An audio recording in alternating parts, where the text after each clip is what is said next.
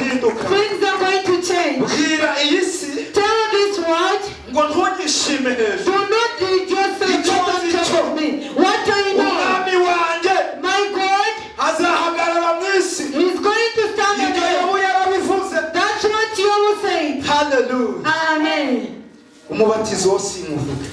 The baptism we want to Rwari have. urupfu Yesu yagombaga. It was the death cross of Niyo God. mpamvu nta ntumwa n'imwe. That's why there's no holy. Nta ntumwa n'imwe yapfuye gute? Yapfuye neza. Bapfuye neza. Tuzanyemo iby'urupfu ngira ngo mwese mwaha. Batinya. Murambabaje. Nta mukozi w'Imana. There's no child of God. Kugira ngo Yesu agaragare. So that Christ should be seen. Nuko tuhangara kuvuga. It's because we need to talk. Wakubwira Stefani byamubayeho. If you know what happened to Stephen Amaze kuzura mwuka we. when she was filled with the Holy Spirit, Bamutera amabuye. they had to stone her. Ariko apfa ahamya Yesu. But he died while proclaiming the Lord. Muratinye se? Nabanje kubaha gift. I gave you the gift. Mbabwira icyubahiro. I told you glory. Ariko bigeze aho bizanyura. It has least way to pass. Hallelujah. Amen. Hallelujah. Amen. Reka mbahumurize. I'll give you patience. Igihe unyuzemo unywera kw'icyo gikombe. The time you have passed through drinking of that cup. Kirahagije. Amen. Ni igihe cyawe. It is your time. Ariko n'abataranywera kw'icyo gikombe. But those who haven't yet drunk from that cup, they need to drink. Bajene barokore mwitegura ubukwe. Hari igikombe cy'urushako. There's a cup of marriage. Maze imyaka 10 mu rushako. There's a finished 10 years marriage. Tazabona mbwira sheri wanjye ngo shushu. You don't see me telling my wife, sweetheart, baby boo, my beautiful wife. N'utundi ntababwira. Even the other things I cannot tell. Utagira ngo ntago turaswa. Don't think there's nothing. Hari igikombe cy'urushako. There's a cup of marriage. N'ikimenyimenyi. Even an example. Hano hari abamazemo imyaka 30. There are even people Ariko uyu being munsi icyo gikombe barakizi. but in that time they finished they've seen that they know that cup. No mu ngagakecuru kanje. Agakecuru kanje. Tuzasaza tuga agakecuru kanje. Ngo agasaza kanje nanjye. Ntago ari uguseka hari aho byavuye. That's why Abadayimoni barasheze sha. Abadayimoni barahaguruka. the tables too. Ariko icyo gikombe cy'urushako. But you don't come with marriage. When you move well.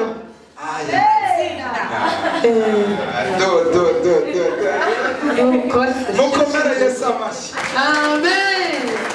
Sweetheart.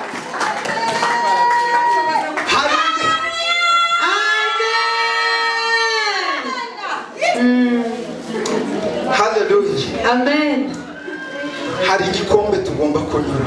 There's a cup we need to drink of. Iby'urupfu byo n'ubundi Yesu yaruhinduye irembo. You accept it or not. Hari irembo uzanyuramo. There's no other door you are going to pass through. Kugira ngo ugere mu bwiza So bwawe. that you should reach in the goodness of God. Ningera ku nkombe ya Rwaruzi uzame gutinyuka amazi maremare y'urupfu nyambukenye mw'ijuru nzaririmba indirimbo zishimwe indirimbo zigusingiza.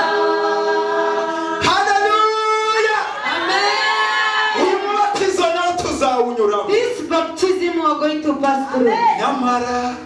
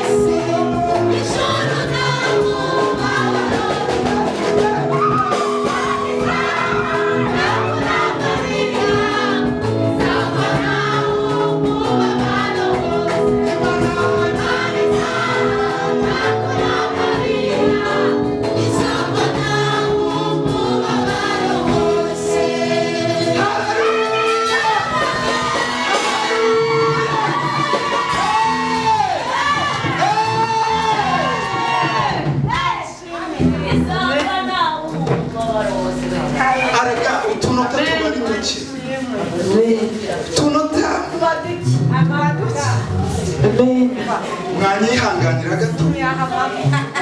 mwanyihanganira gato nkareba aho nsoreza reka ndeba aho nsoreza nihangane ndebe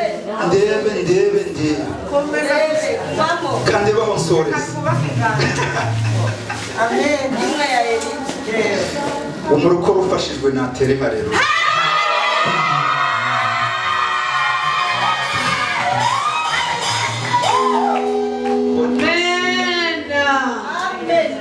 Siya ba Yesu. Badusomere twihute. Naho ngiye gusoreza. Hari abazakomeza. Dufite abavuga butumwa mw'iyi minsi bazakomeza. Cyumweru gitaha. Next week, ariko kudusoza uko kwezi intego tuzayirambura neza kandi muzaryoherwa ndabizi kandi utashaka aho mpinira nawe ari wowe wahabura ariko reka mpashaka reka baturebere Abafilipi ibice 2 basome umurongo ngiye kubabwira Abafilipi reka mpababwire muhandike muzahasoma ndingingo uzabwiriza kw'iyi ntego azahakoreho ngiye kuhavuga nsoza ariko bazahabakomeza no kugira ngo ndebe aho nsohereza yari introduction. Abafilipi ibice 2 umurongo wa 5 kugera ku wa 11.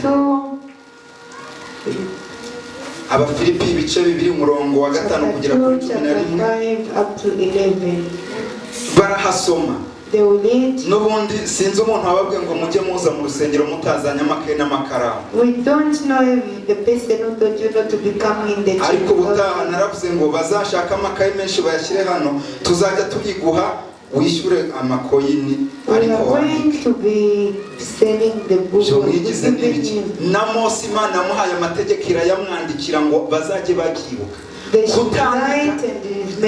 muri histoire twigaga suruse archéologique tukiga suruse orale na suruse écrit.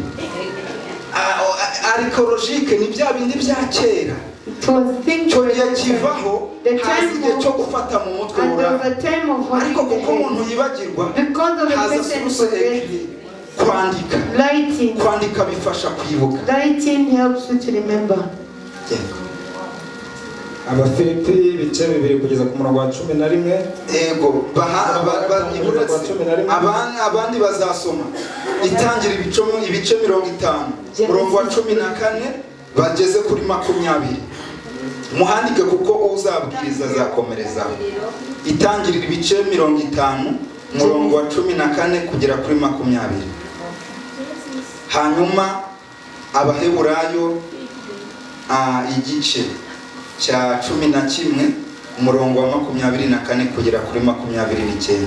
Ayo magambo niyo ngiye guhiniraho ntabwo bari buyasome ntabwo turi buyasome ariko bazayakomerezaho. Wowe dusomera aho ngaho numve mu murongo umwe nshakishirizaho minira aho ngaho yego. Mugire wa mutima wari muri Kristo Yesu. Mugire wa mutima wari he? You should have the attitude. Muri Erike. Muri Kristo Yesu. Mu muyobozi? No. Wa mutima wari muri nde? Uwo wa wundi imbaraga zamuzuye nizo zidukorera ngo mugire umutima wari. You should have the attitude. Nubwo yabanje kugira akamero k'Imana. Yabanje kugira kamero k'Imana bivuga yabanje kugira icyubahiro cy'Imana. Ntiyatekereje yuko guhwana n'Imana ari ikintu cyo kugundira. Ngo ntiyatekereje ko guhwana n'Imana uwo ni Yesu ngo ari ikintu cyo kwizirikaho cyangwa kugundira. Something which you should hold on tight. Ahubwo yisiga ubusa. Ahubwo yisiga iki? But nothing. Yesu ntiyatekereje ko guhwana n'Imana ari ikintu cyo kugundira ngo ahubwo yisize ubusa. but made himself. Ndagira umurikire neza maturagisoza. We are ending. ajyana akamero k'umugaragu, ajyana akamero k'umugaragu ndetse w'imbata, wa wundi udafite, yiyambura icyubahiro. Ntiyatekereza ko kugumana n'Imana ari byo by'igiciro, ahubwo yisiga akamero k'umugaragu ndetse birenga umugaragu abimbata. agira ishusho y'umuntu, agira ishusho nk'iyanjye nawe. Uwo ni Yesu. kandi amaze kuboneka afite ishusho y'umuntu. kandi amaze kuboneka afite ishusho When he y'umuntu, was seen as a appearance as a man, yicisha bugufi, yicisha bugufi cyane, humbled himself, araganduka, araganduka, become ntiyanga no obedient gupfa, ntiyanga ndetse urupfu rwo ku musaraba. ngo ntiyanga no gupfa ndetse urupfu rwa hehe. the cross. Nimugirirwa amahirwe nzavuga ibigendanye n'umusaraba kuko ni ikintu kigari. Yesu ngo araganduka ndetse yanga no gupfa, And he never refused to ndetse die urupfu rwa hehe. on the cross. Ahakomeza nicyo cyatumye Imana imushyira hejuru. nicyo umva ngo nicyo cyatumye Therefore, kubw'ibyo byose yanze, yanga icyubahiro, yanga gukomera, aravuga ibisibyo byo kugundira, it's not the ahubwo thing of ndamanutse I've come kubwa Eric, for Eli. ndamanutse I have come kubwa abantu bicaye hano, because of the ndamanutse kubwa abana bantu, I've come because ngiye of the kwigira children. umuntu I'm going to be ndetse a m'umugaragu or a ndetse person. nindangiza mpe. And then when I finish, Ariko I will nyuma die. y'ibyo ngibyo But komeza after komeza. those, Imana imushyira hejuru, Imana imushyira hehe? hejuru cyane. Torero Imana imushyira hehe? higher, Imana imushyira hehe? hejuru cyane, Ntabwo ndabumva imushyira hehe? higher, Hejuru. cyane. Hejuru y'abami ndetse haleluya. Amen. Imana imushyira hejuru. Biturutse he? Hasi from Mu mibabaro, mu the gikombe cy'imibabaro hajya havamo ikuzo. Amen. Mu gikombe cyo In gusuzuma the camp of the haba umaze igihe kinini maybe abantu bakureba people are bakagupima bitewe n'uko bakubona, looking at you, ariko niba yarakumenya but they don't uw'imbere know niwe ukomeye, the person in uwo ukwihishemo is the one who agiye kugaragara. is going to Abantu bagiye kumenya ko people are going to know bashyizeho akadomo, that there's a ariko future Imana yo that God ishyiraho akitso. God has put Ubuzima bwawe on your life. ntabwo burangirira aho, It will never end ntabwo there. birangirira mu It's gisuzuguro. not going to be Bashyizeho akadomo There's a kuko future. niwe babona, Because it's bashyizeho akadomo There's a future. kuko niko bakubona, Because that's ariko what Imana I yo see. That's God. ikorana n'umuntu w'imbere. In what Ubuzima bwawe in your life ishyiraho akitso there's a kuko ejo future. birakomeza, Because ejo birakomeza, ejo hawe harahari, ejo harakomeza, ejo abagore harahari, ejo harahimu harahari. Amen. Sinzi niba hari uwumvise ibi. I don't know if there's someone Ariko Imana imushyira hehe? but God has set you well. Imana igiye kugushyira hejuru. God is going to put you on top. Vuga ngo ndabyakira. Say I accept it. Ushaka kuguma hasi, The one who wants to be down, nanjye nzamutera inkunga yo kumukandagira. even me, I'll support that person by Ushaka supporting that kuguma person. hasi, Whoever wants to be down, nzabwira amakorari yose n'atariho tuzayarema. even the choirs Ushaka who stay, kuguma hasi, the one who wants to remain down, turahari ngo tumugende hejuru. we are there to step on that person. Ariko iki ni igihe cyacu. But this is our time. Ubundi byagenze gute? What happened? Ni igihe cyo kuba hejuru. It's a time of being on top. Kristo wacu ntakiri mu mva. Christ is not in the tomb. Sinzi impamvu abarokore duhoze hasi. I don't know why we are Ni still igihe cyo down. kuzamuka. It is a time we move. Hey! Hey! Yazamutse. I'm on top. Erika wawe urazamutse. I'm on top. Ivuga mu izina. Erika wawe urazamutse. Ugiye hejuru y'abarozi. Ugiye hejuru y'abapfumu.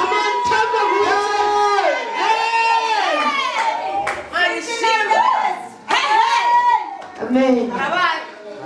Komeza. Mondahina nsoza. ikamuha izina risumba ayandi mazina Ikamuha yose. izina rimeze gute? izina rimeze gute? What other baza names? mugenzi wawe ngo izina uzirikomeye ni iri. Which name do you know which is true? Irya Yesu mube Ask muriretse. your neighbor which name do you Ibyo know mube which is true. muriretse hari andi mazina There are other muzi. names you know. Abanko banyu baroroheje se? Is your uncle simple? Is your uncle simple? Nta andi mazina muzi. Don't you know any other name? ngo ariko yamuhaye izina But he was ngo given rimeze gute? Risumba. Iryo zina niryo dukorera. that's the name. Dayimoni ugiye gusohoka. Devil move. Waba ukenewe ufite izina. You have Nta a name. kigeragezo You can ufite izina. You have a Icyo name. ari cyo cyose Whatever uri guhura nacyo whatever yarazutse. Izina rye rirakomeye. is strong. Muvugirize impundu. Muvugirize impundu. Mukomera amashyi. Mukomera amashyi. kugira ngo amavi yose Wabami n'umuziranenge yikoze na nenge. Emmanuel, Imana iri kumwe natwe, ari yewe. Ari mu mutima. Ari mu mutima. Umwami w'abeza, yitwa igitangaza, yitwa umuziranenge. Emmanuel, Imana iri kumwe natwe, ari yewe. Ari mu mutima. Haleluya! Haleluya! Wari ugeze ku izina? Aha. kugira ngo amavi yose Amapfame. Bibyinterprete neza ngo kugira ngo So that all the knees, amavi all the knees should na kneel. na ya Erika arimo. Even all my knees are there. Nubwo mfite icyubahiro Even if I have ariko honor, nanjye imbere ya Yesu. but in front of God, Amavi yanjye all my knees, aramupfukamye. all the mu knees. izina rya Yesu Amen. Yose azapfukamira Imana. Amavi yose azapfukamira Imana.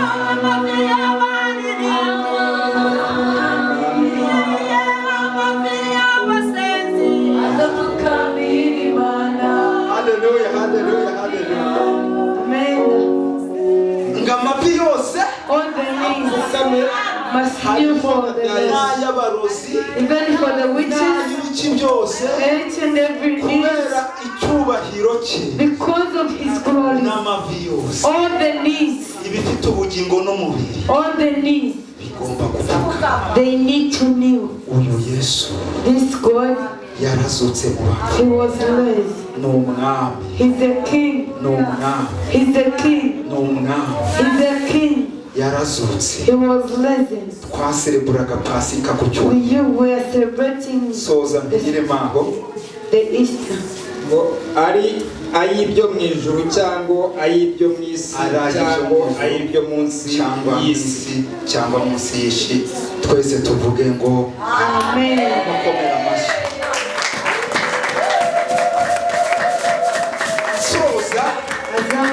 Soza inyigisho y'uwo munsi yari introduction. It was the Guhabwa introduction ikuzo to be given the biciye glory mu mibabaro. which passes in None pain. nta bwoba tugifite. We are no longer scared. Haleluya. Amen. Tugiye kwakira icyubahiro We are cy'Imana. going to receive the glory. Umwami wacu yarazutse. Our God was Umwami blessed. wacu ni umunyacyubahiro. Our God is the Haguruka dusenge. Please stand, we should pray. Haguruka dusenge. Please stand, we should pray. Haguruka dusenge. Please stand, we should Iki ni igihe pray. cyo kwakira icyubahiro This cyawe. is the time we receive the glory. Iki igihe wasuzuguriwe The kirahagije. time that you ignored it is enough. Nawe ni igihe cyawe Even it is your cyo kuba time. hejuru. So that you be on top. Guhabwa ikuzo. To be Doxa. doxa. Guhabwa ikuzo. To be glory. Guhabwa ikuzo. To be glory. Binyuze mu mibabaro. Passing in pain. Subira mu iri sengesho.